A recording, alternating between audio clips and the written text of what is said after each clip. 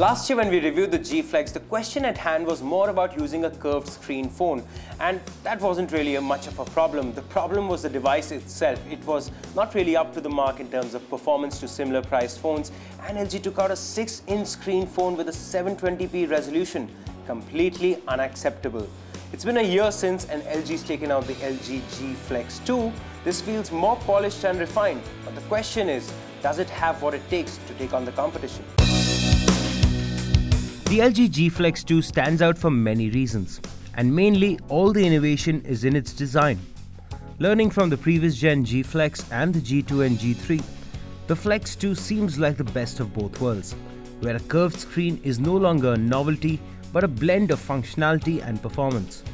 This one in red is actually made of a polycarbonate body. It has a glossy finish with a metallic texture. It's sure to grab a lot of attention. There are no buttons on the sides of the device, and that's because of the power key and the volume button, which is placed at the back right below the camera.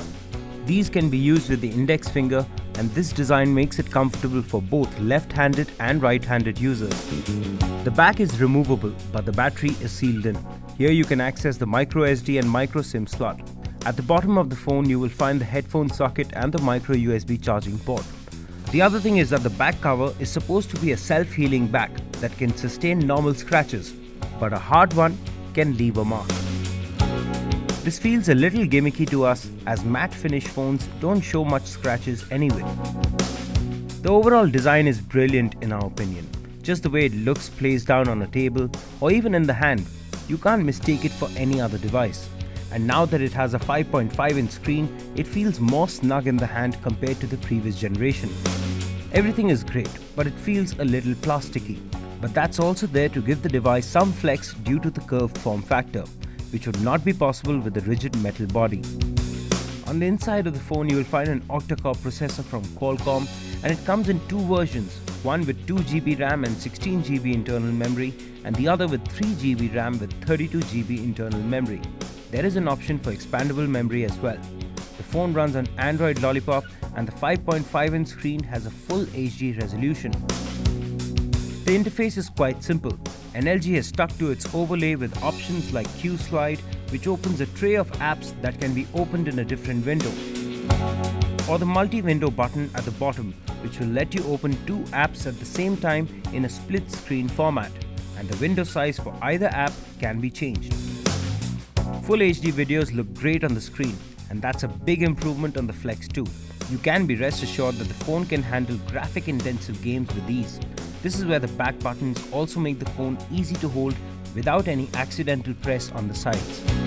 Coming to the camera side of things, the 13-megapixel camera at the back produces great shots, and the interface is minimalistic and the simplest that we have come across. The shots churned out are pretty good, even though they may seem a little oversaturated in terms of colors. The selfie camera is also 2.1 megapixels and offers a voice-activated shutter, but that's limited to a couple of words. Take a photo, say cheese, smile, whiskey. Aha!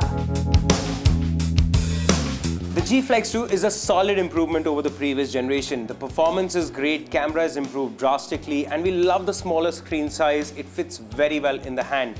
There's no reason why you should not go for the G Flex 2. The only problem that we see is that it competes with similar priced phones like the Galaxy S6 and the iPhone 6, which have metal bodies and feel a little more premium. But that again depends on your personal taste.